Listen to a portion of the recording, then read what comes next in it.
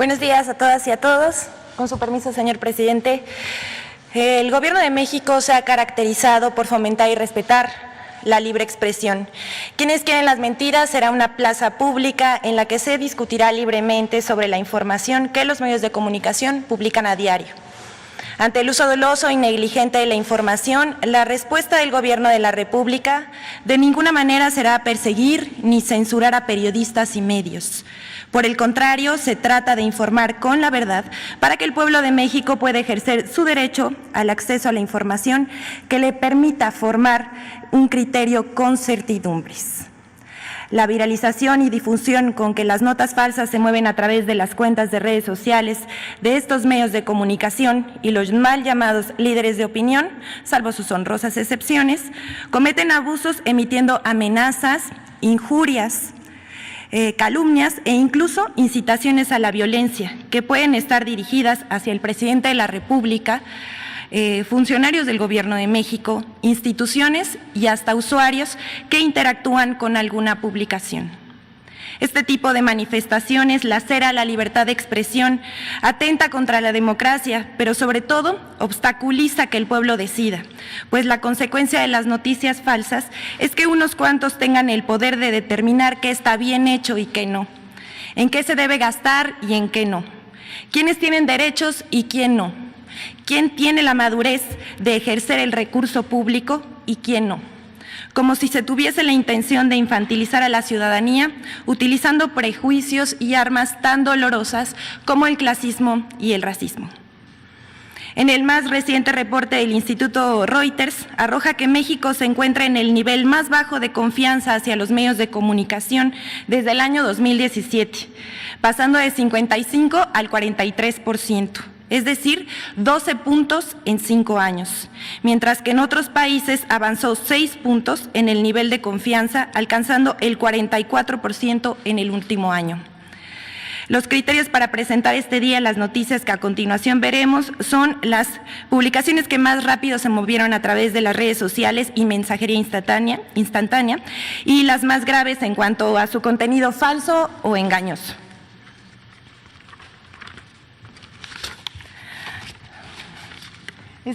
Le pusimos espionaje.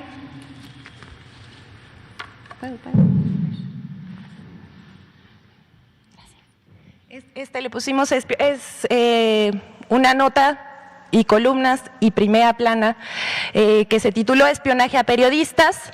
A le pusimos nado sincronizado a las personas que vamos a mencionar en esta nota en especial.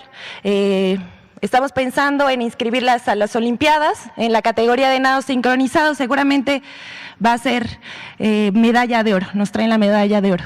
Bueno, aquí el 22 de junio el abogado de Televisa, Javier Tejado Donde, quien también ha sido colaborador de medios como Nexus y el periódico Reforma, escribe una columna ahora en el Universal, titulada Aún no hay padrón de telefonía y ya empezó el espionaje. Al día siguiente salen sendas columnas, después de Javier Tejado Donde sale Raimundo Riva Palacios, Héctor de Mauleón, retoma la información Forbes y Carlos Loret de Mola, todos que se beneficiaban del régimen anterior neoliberalista.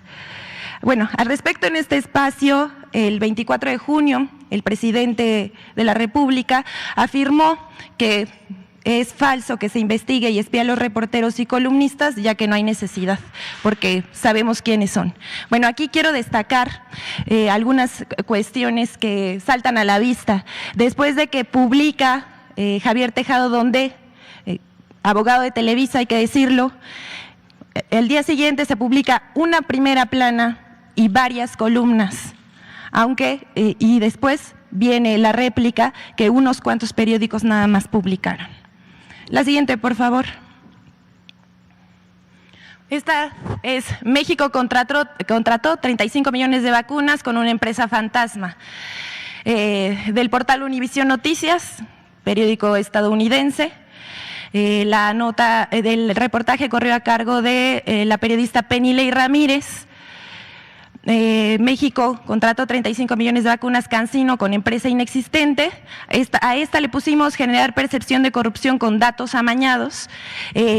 llama la atención el lenguaje que utilizan en este reportaje, diciendo que Cancino es muy polémica, ¿no? Muy polémica, y los líderes de opinión, o los mal llamados líderes de opinión que retoman esta nota son Desiree Navarro, Max Kaiser y Clemente Castañeda. Prominentes tuiteros, diríamos nosotros, con muchos seguidores, pero con poca credibilidad.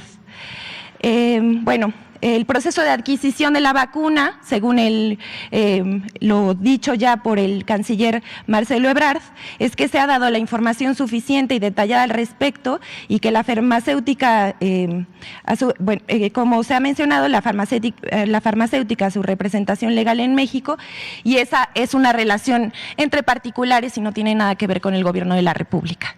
La siguiente, por favor. Bueno, esta dice: el exceso de basura radiactiva acecha a la central nuclear Laguna Verde. Bueno, a esta le pusimos la reproducción de contenidos en masa. Bueno, esta es del periódico El País, un periódico español. Todos conocemos, los que nos dedicamos al periodismo, conocemos al periódico El País, pero le decimos al pueblo de México, este periódico… Bueno, los dueños del periódico El País son empresas beneficiadas del régimen anterior en México, salinistas, etcétera, y ellos publican esto: el exceso de basura radiactiva acecha la central nuclear de Laguna Verde. Bueno, la nota es de Emilio Godoy. Lo que tenemos que decir es, de esta nota se publicaron 12 versiones de la misma nota, con el mismo contenido, sin consultar al gobierno de México o pedirle su versión. Nosotros como periodistas sabemos que hay que pedir también la versión para saber qué hay del otro lado. No se pidió ninguna. Al respecto, la secretaria de Energía, Rocío Nale, publica en su cuenta de Twitter la aclaración que tiene que ver con la planta nuclear, y dice: la planta nuclear de Laguna Verde es una instalación segura y vigilada, tiene área de almacenamiento seco, los almacenes de residuos de bajo y medio nivel son modulares, seguros y están licenciados. Esto fue un hilo de Twitter que la secretaria publicó. Solamente 3 medios de comunicación retomaron la nota, solamente 3, y la reproducción del contenido original de este periódico fue de 13. La siguiente, por favor.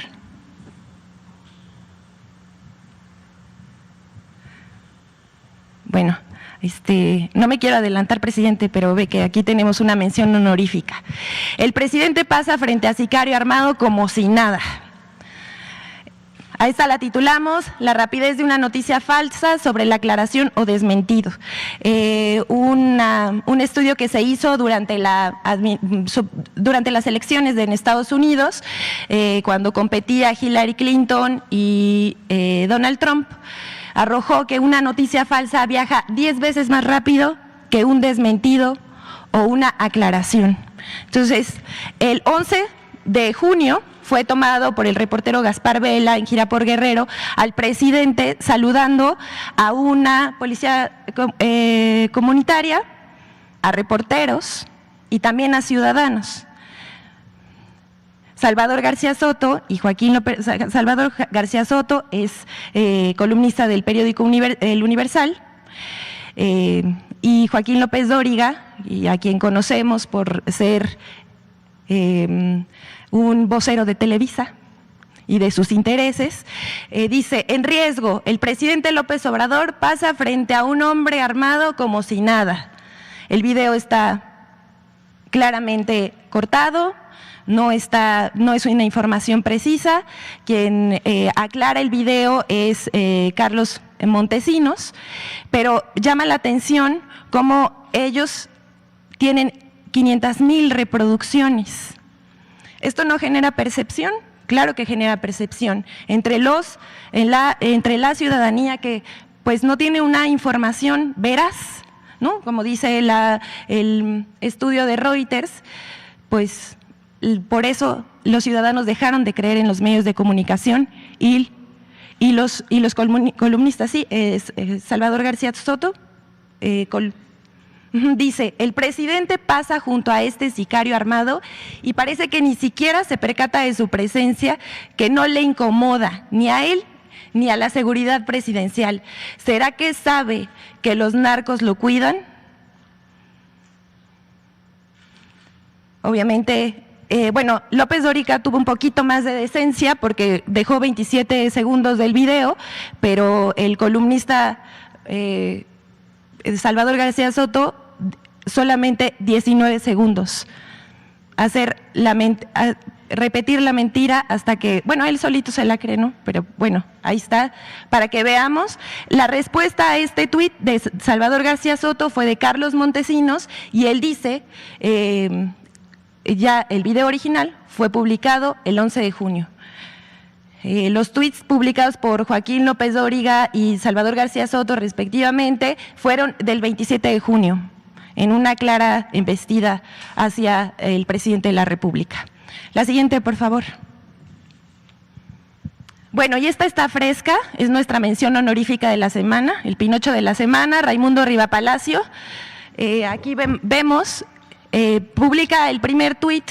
En tiempo real, la Guardia Nacional y la Policía Poblana están tomando las instalaciones de la Universidad de las Américas Puebla. Ayer hubo un operativo de la Policía Estatal de Puebla en donde, bueno, por un conflicto, al parecer familiar entre la familia Jenkins, estaban intentando desalojar a una parte de la familia de la universidad. Entonces, pero él asegura que la Guardia Nacional está ahí. ¿Qué pruebas tenía en ese momento? Absolutamente ninguna. Se puede ver registros fotográficos, videos de usuarios de redes sociales, de los propios alumnos, de los maestros, de los reporteros poblanos que estaban cubriendo la nota, nada. Pero él publica su primer tuit. 2 minutos más tarde vuelve a publicar otro tuit. En tiempo real, la Guardia Nacional y la Policía Poblana están tomando las instalaciones de la Universidad de las Américas Puebla en este momento. 1 minuto más tarde, la Guardia Nacional y la Policía Estatal de Puebla están desalojando a profesores y alumnos de las instalaciones de la Universidad de las Américas en Cholula, Puebla. Bueno, ¿qué tenemos que decir al respecto? La Guardia Nacional desmintió que fuera parte de este operativo. A las 11:42 de la mañana informa que al momento no participa en ninguna diligencia relacionada con la Universidad de las Américas en Cholula ni con ninguna institución educativa del Estado. Bueno, lo que tenemos que decir al respecto es, quiere generar una percepción de que la Guardia Nacional quiere primero desalojar, luego tomar instituciones educativas, lo cual pues es verdaderamente, bueno, todavía me faltó, después de todo esto, reconoce. Es verdad, la Guardia Nacional no estuvo. Más tarde, en otro tuit, cita el tuit de la Guardia Nacional. Pero estos tuits siguen y siguen teniendo interacción. A diferencia del de la Guardia Nacional, que tiene 774 me gusta, y eso es absolutamente natural porque las instituciones suelen tener menos interacción que los actores políticos, los periodistas, los artistas, cantantes, etcétera, el medio de la farándula. Aquí el señor Raimundo Rivapalacios tiene 3,384 interacciones solo en me gusta. El último tiene 1,294 más 566 retweets. No borra sus publicaciones, las deja para generar una percepción, lo cual nos parece verdaderamente lamentable, porque su información está basada únicamente en percepciones. Ni siquiera vio una foto, ni siquiera la publica, simplemente la publica sin ninguna prueba, solo una percepción, utilizando las mayúsculas para generar pánico entre la población. Bueno, vamos a recordar, le vamos a dar su mención honorífica al columnista Raimundo Rivapalacio y vamos a recordarle al pueblo de México quién es. Él fue asesor de noticias con Salinas de Gortari. Que no se nos olvide esto y de cuánto laceró a nuestro país el expresidente, y también sigue promoviendo noticias falsas, imprecisas, y pues también tenemos que decir que este tipo de información atenta contra la democracia por la que tanto hemos luchado en este país. Es cuanto, presidente. Gracias, Eliseo. Pues ahí está.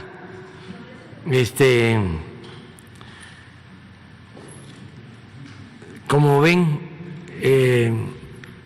este es el problema en los medios de información convencionales, con honrosas excepciones. Pero esto es lo que prevalece en todos los medios. Estamos viviendo en uno de los peores tiempos, los peores momentos del periodismo en México. Y yo tengo confianza, espero que haya una renovación para que se informe con objetividad, que haya equilibrios, que haya profesionalismo, que no se calumnie, que no haya mentiras, que se informe con la verdad y que se esté lo más distante que se pueda del poder político y económico y lo más cercano que se pueda al pueblo, porque a nosotros no nos afecta mucho, hasta nos da elementos, ¿no?, para mostrar el bajo nivel moral de nuestros adversarios. Aplica la frase de Juárez: el triunfo de la reacción es moralmente imposible. Con esto. Pero ¿qué pasa con los ciudadanos? ¿Qué no tienen derecho a una información veraz? ¿Y cómo algunos se tragan todos estos platos de mentira?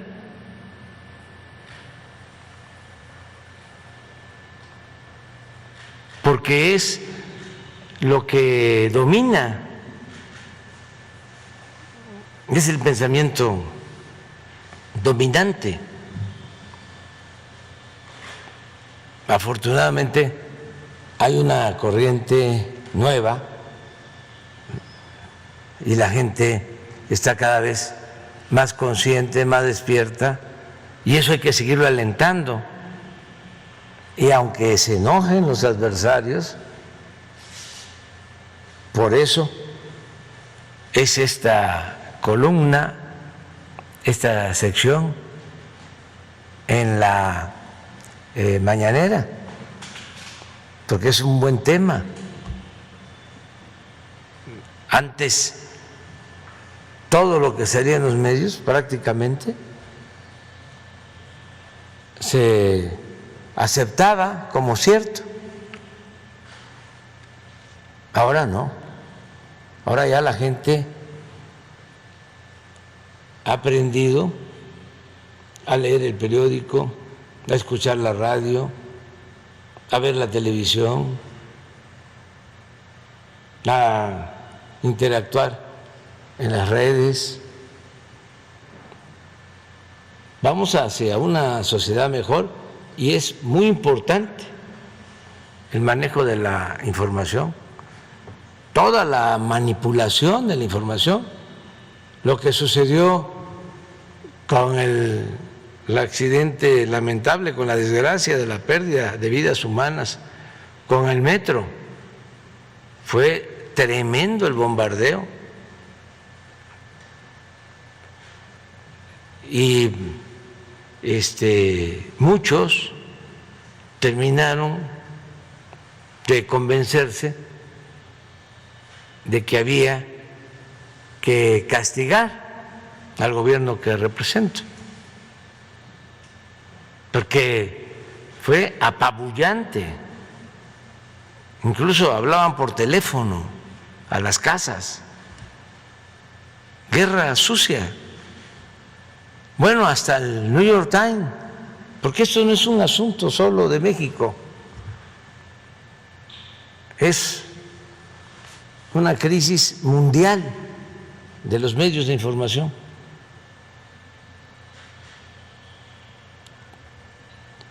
El New York Times, ¿no? Gran reportaje. Ahora, desgraciadamente, lamentablemente, se derrumbó un edificio en Florida. Y también, lamentablemente, perdieron la vida muchos y están desaparecidos. ¿Ha hecho, pregunto, el New York Times el mismo reportaje?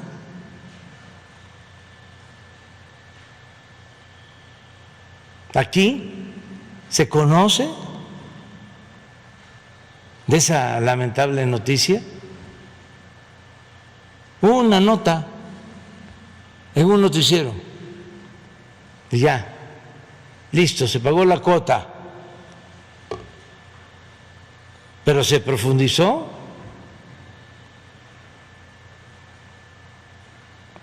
No, pasó de noche. Entonces, ¿qué demuestra eso? Ese proceder, por los intereses que defienden los medios de información, que no son los intereses del pueblo. También, repito, con honrosas excepciones, son los intereses de los grupos de intereses creados, de los potentados, de los que tenían secuestrado al gobierno.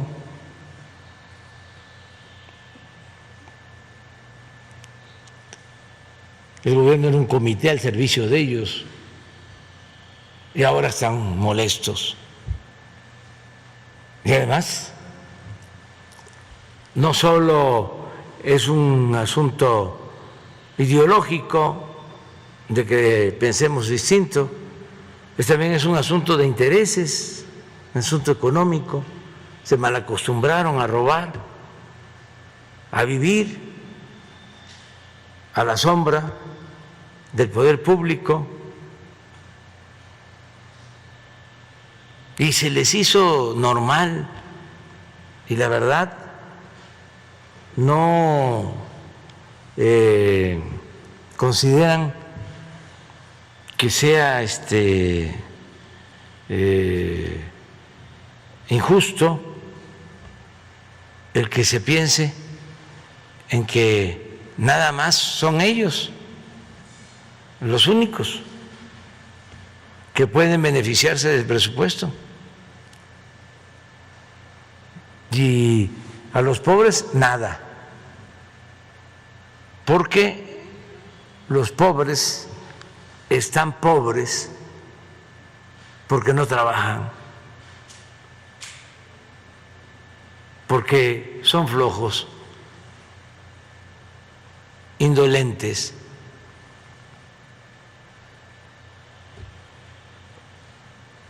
O porque desde que el mundo es mundo hay ricos y pobres, y hay quienes gozan de suerte y son afortunados, y otros no, y hay que entenderlo así y llegar también a entender que el que nace pobre pues va a morir pobre. Esa es la ley de la vida, ese es el pensamiento conservador predominante de tiempo atrás. Entonces, por eso la molestia, eso sí, la hipocresía por delante. El ir a la iglesia los domingos, confesar, comulgar, para dejar el marcador en 0, volver a pecar y regresar el domingo a dejar otra vez en 0 el marcador. Y así, hacia adelante. Y decirse cristianos. ¿Y qué fue la vida y la obra de Jesús Cristo? ¿No fue la justicia? ¿No fue ayudar a los desposeídos, a los pobres, a los humildes? ¿No lo seguían y lo espiaban y lo crucificaron por eso? Entonces, ¿qué es la religión si no es humanismo? ¿Qué es? Entonces, ya, fuera máscaras, acepten públicamente, si no van a reflexionar en la intimidad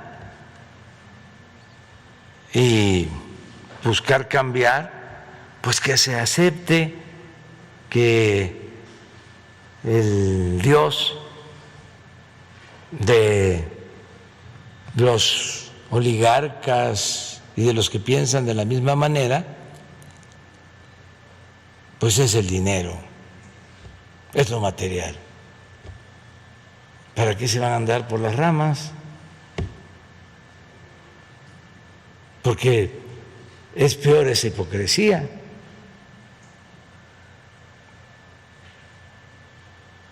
Entonces, sí, es muy importante el ejercicio que estamos comenzando el día de hoy de ver quién es quién en las noticias, porque daña muchísimo.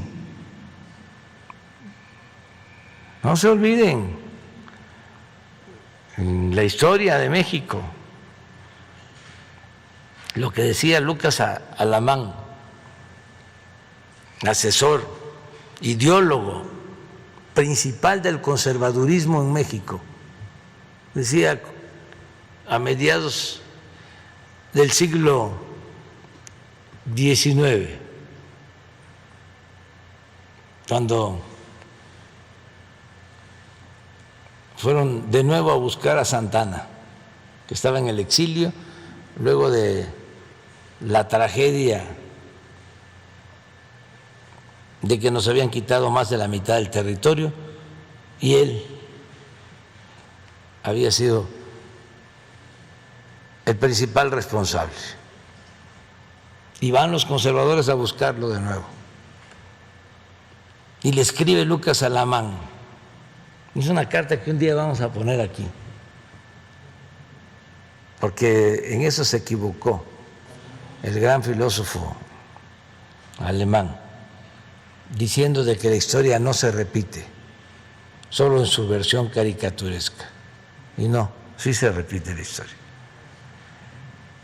Y le dice Lucas Alamán, no se preocupe, venga, porque nosotros controlamos, en ese entonces se llamaba la opinión general, que ahora se le llama opinión pública, y la controlamos porque somos los dueños de los principales periódicos de la capital y de las ciudades del país,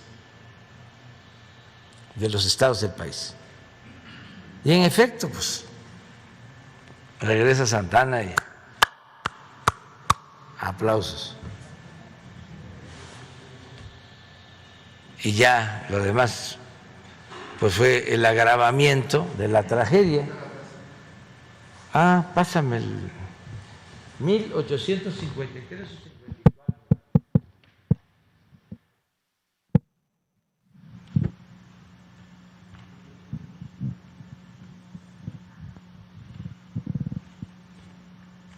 le plantea que 1853 le plantea, creo que estaba en Colombia, Santana. Acuérdense que en el 47 y en el 48 fue el gran zarpazo, que nos quitan más de la mitad del territorio.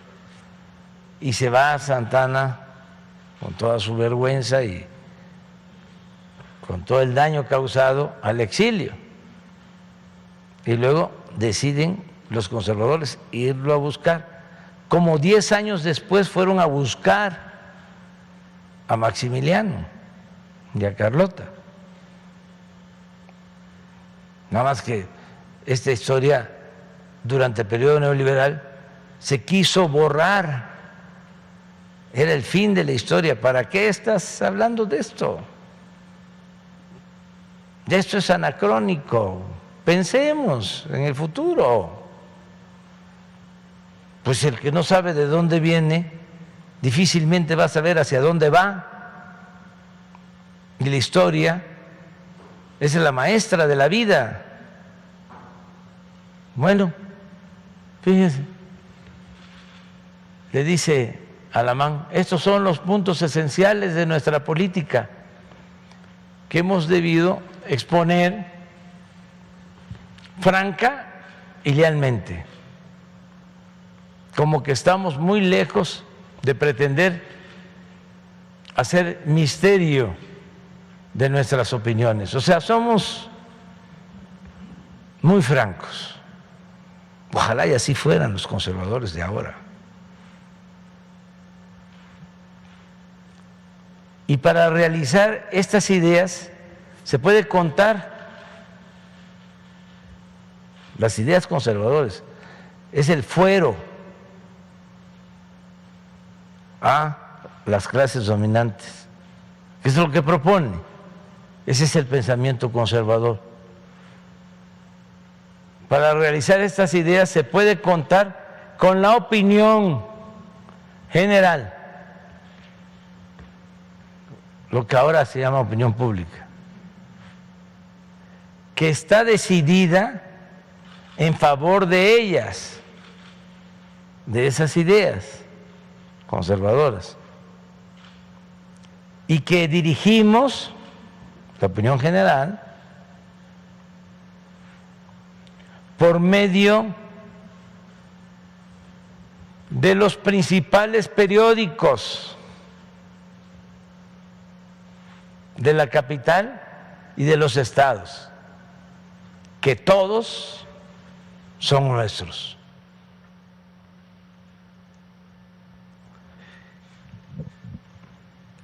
(1853)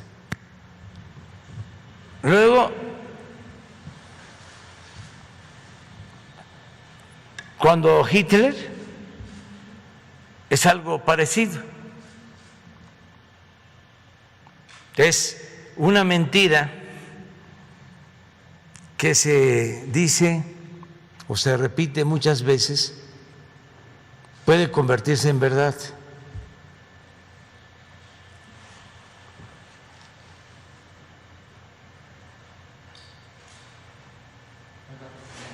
¿Sí?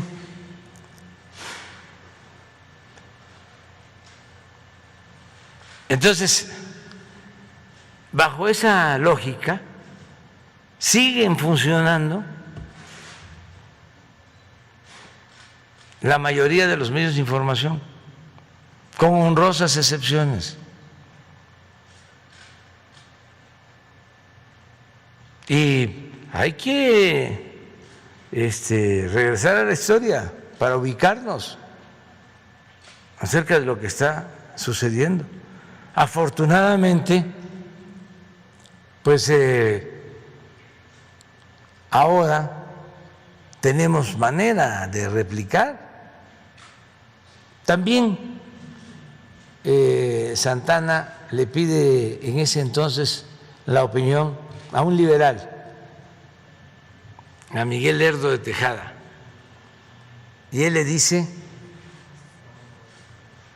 ya el país no aguanta más conservadurismo. si regresa y se impone, usa una palabra, un término muy apropiado. Dice, su dominio va a ser transitorio, no va a tardar, porque ya hay elementos nuevos, ya la sociedad no podría aguantar una tiranía. Y así sucedió. O sea, pero estaban las dos cartas, la de Lucas Alamán y la de Miguel Lerdo de Tejada. Este tema que estamos tratando sobre los medios es muy importante y ojalá nadie se sienta ofendido y que se continúe el debate sobre esos temas para que se vaya enriqueciendo la vida pública. Eso es lo que consideramos. Lo vamos a hacer todos los miércoles. Va a estar aquí Elizabeth. Todos los miércoles. Sobre el tema. Buenos días, presidente. Hans Salazar, de Noticiero en Redes. A propósito de esta sección que hoy se inaugura, si me permite, antes de preguntarle, quiero citar a alguien que se fue apenas, a un monero, que varios moneros de nuestro país combaten las fake news de una manera magistral, y esta es una manera de homenaje, citarlo a él. Antonio Helguera, un día lo entrevistaron hace no mucho y respondió lo siguiente: el tema de fondo es la resistencia contra el neoliberalismo. Por ejemplo, hoy en día nos dicen, ustedes son oficialistas. A ver, sí, pendejo, de un gobierno que es antineoliberal. Pues, ¿qué esperaban? ¿Qué coño esperaban? A eso nos hemos dedicado toda la vida profesional. Yo, todos mis monos son contra el neoliberalismo. Pues esto es lo que me esperaba. Y si me dicen a mí, monero oficialista, ¿sabes qué? A mucha honra y encantado de la etiqueta. Me la pongo aquí, pero oficialista de este gobierno, no del PRI o del PAN. No me jodas. Esa manera de recordar al monero Helguera. A propósito de esta sección. La pérdida de un periodista, caricaturista, de lo mejor, de ejemplar. Todos los seres humanos, ¿no? Aportamos algo, pero hay quienes son imprescindibles, y ese es el caso de Helguera. Va a ser muy difícil de reemplazarlo, porque era pues un buen ciudadano, un patriota, una gente defensora de las causas justas, inteligentísimo, creativo, con una definición clara. No andaba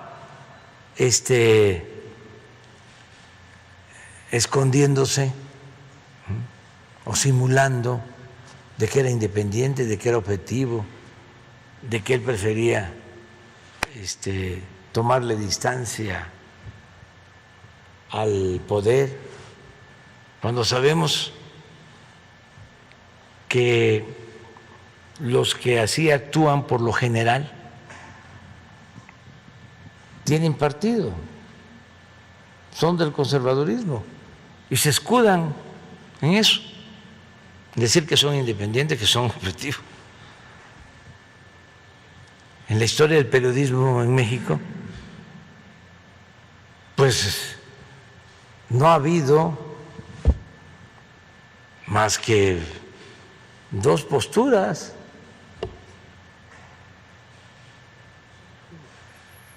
Es la postura de los que luchan del lado del pueblo y defienden al pueblo,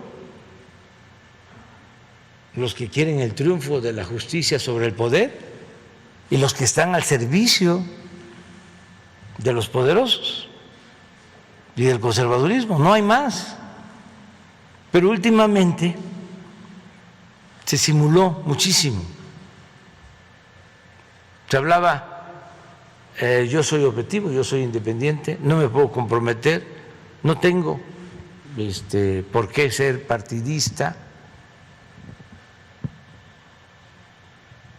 Y ahí se iban, ¿no? Zigzagueando y engañaban. Ahora, en ese sentido, se ha avanzado muchísimo, porque son tiempos de definiciones. Los intelectuales orgánicos aparentaban, ¿no?, que eran progresistas, incluso algunos hasta de izquierda, que estaban del lado del pueblo. No, estaban siempre del lado del poder. Y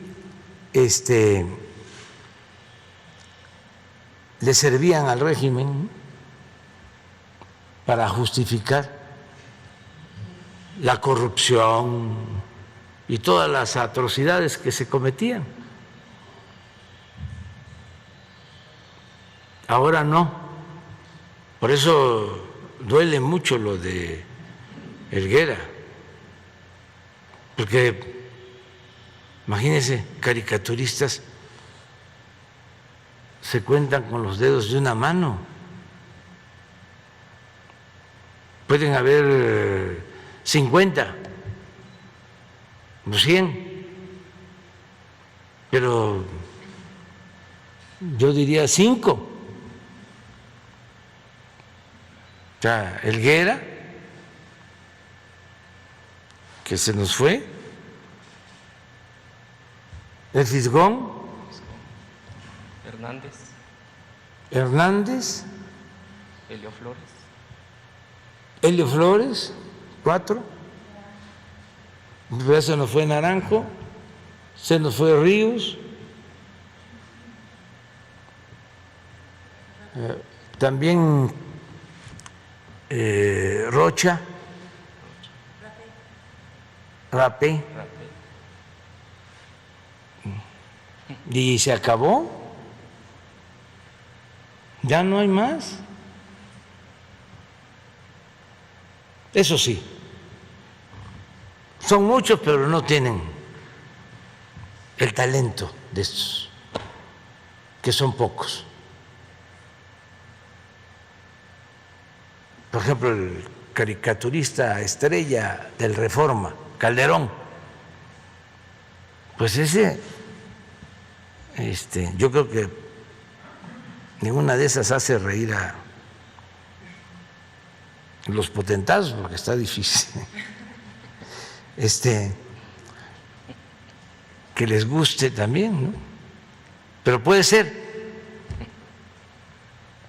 Yo sostengo, como decía un crítico literario, de que un hombre, y para hablar en lenguaje de género, un hombre, una mujer que se entrega por entero a la mentira, pierde hasta la imaginación y el talento. Entre más corruptos, más entreguistas, más rastreros, menos inteligentes. Había gente más fresca, ¿no?, en el mundo de la intelectualidad. Los cooptan y los acaban. Da una flojera leerlos.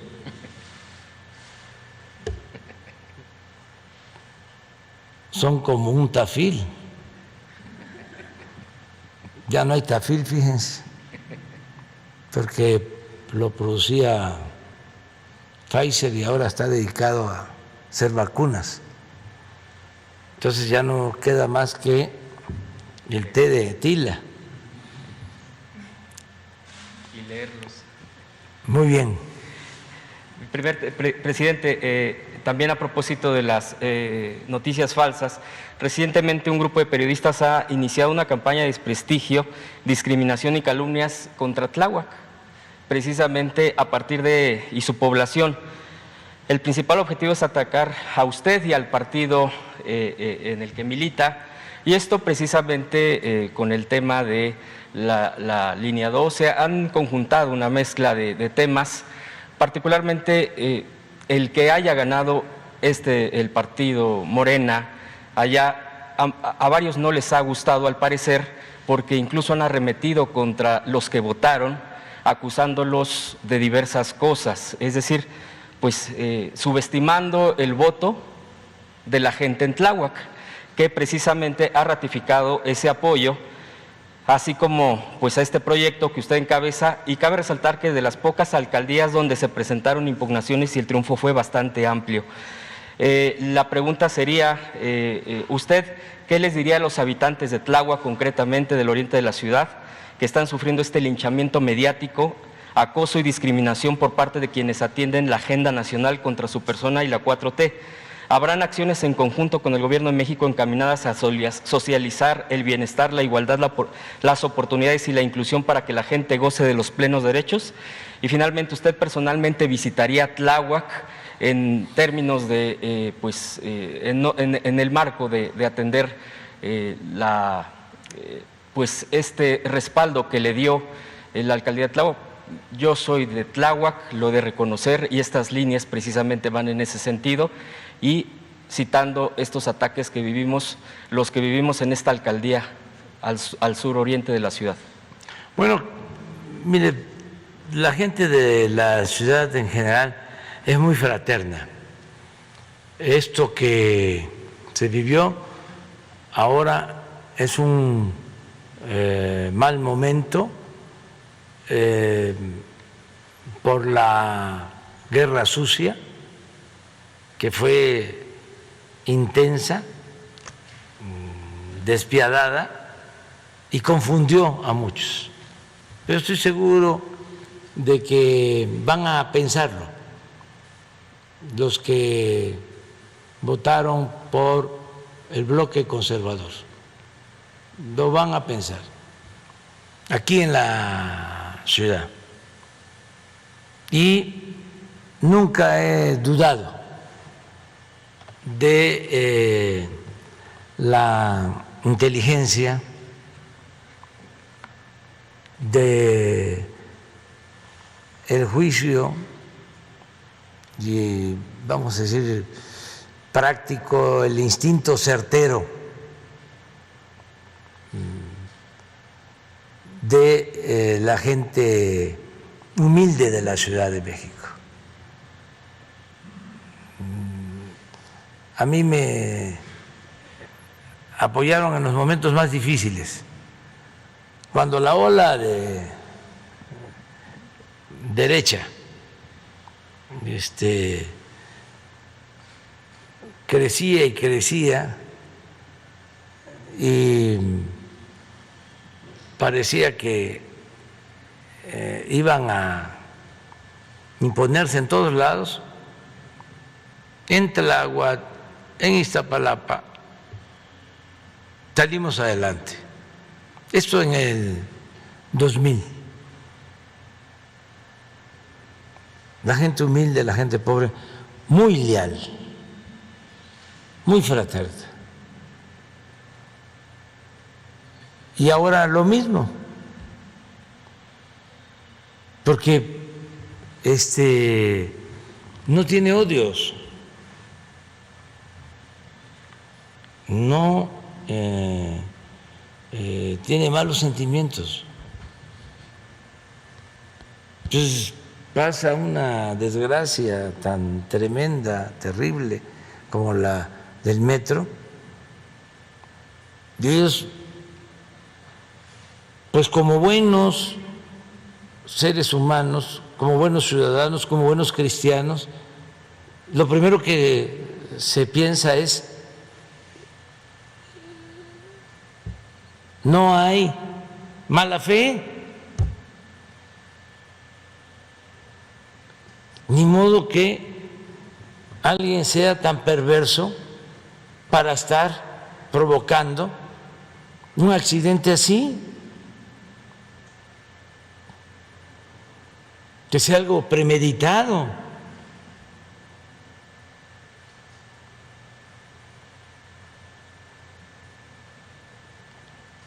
Ellos tienen una mentalidad completamente limpia, sin malicia.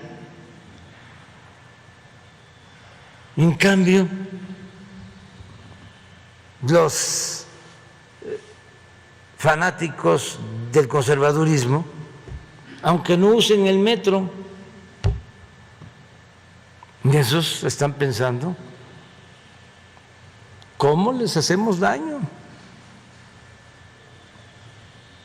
con esto? Aunque vayan a misa.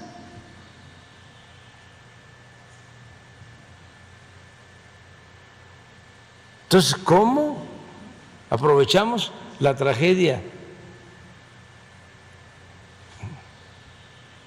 Son tiempos de canallas, tiempos de sopilotes. Entonces no hay que hacerles caso.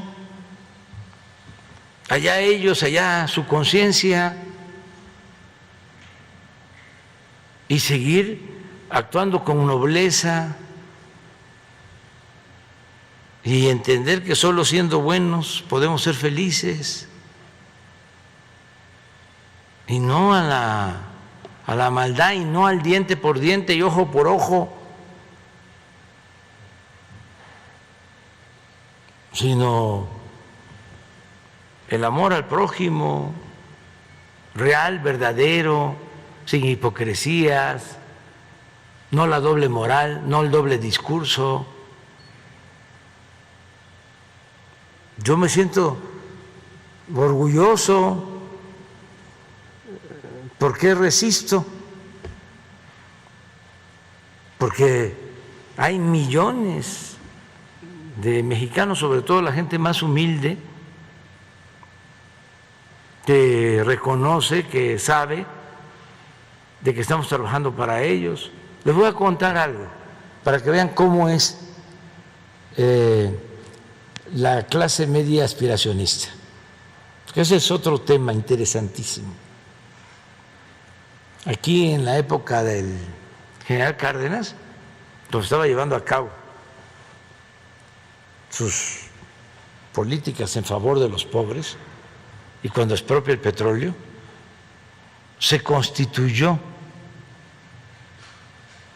no puedo plagiar, tengo que citar a quien está haciendo una investigación sobre esto, a Beatriz, pero había una confederación de clases medias, no sé si federación o confederación de clases medias, que es como el antecedente al PAN. Y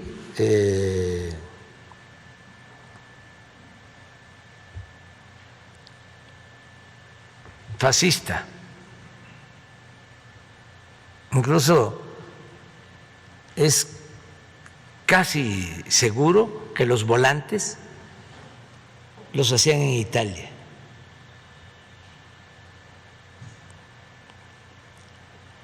Durante el tiempo de Mussolini. Pero si ustedes ven un volante de entonces y lo comparan con la campaña en contra nuestra ahora, es prácticamente lo mismo. En una de esas, si está Beatriz y si ella acepta, que si nos puede prestar un volante o dos, es parte de sus investigaciones. Pero les voy a contar esto del fin de semana. Hicimos una gira bastante intensa. Después de la conferencia nos vamos a Baja California. Un acto en Mexicali, otro acto en Tecate. Nos vamos a dormir en Ensenada. Al día siguiente, San Quintín, otro acto en Ensenada. Al día siguiente, acto en Rosarito, otro acto en colonias populares, en Tijuana. La gente contenta. Y luego agarramos el avión para regresar. Son como 3 horas y media. Pero una gira. Entro al avión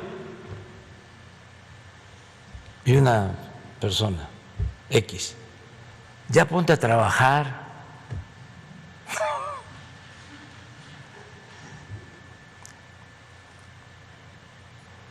Pero esa es la mentalidad. ¿Cuándo voy a convencer a ese señor? Está muy difícil. Es como decía el maestro Pellicer, siga usted su camino. O sea, ya es un pensamiento reacio, ya no se le puede convencer con nada. Yo le diría a quienes se preocupan mucho por esto, que no se preocupen tanto, que para no perder el tiempo y para ir a lo seguro hay que seguir atendiendo a los pobres, a la gente necesitada, y confiar en que hay integrantes de la clase media que son muy conscientes, que están muy informados y que son muy humanos, muy fraternos.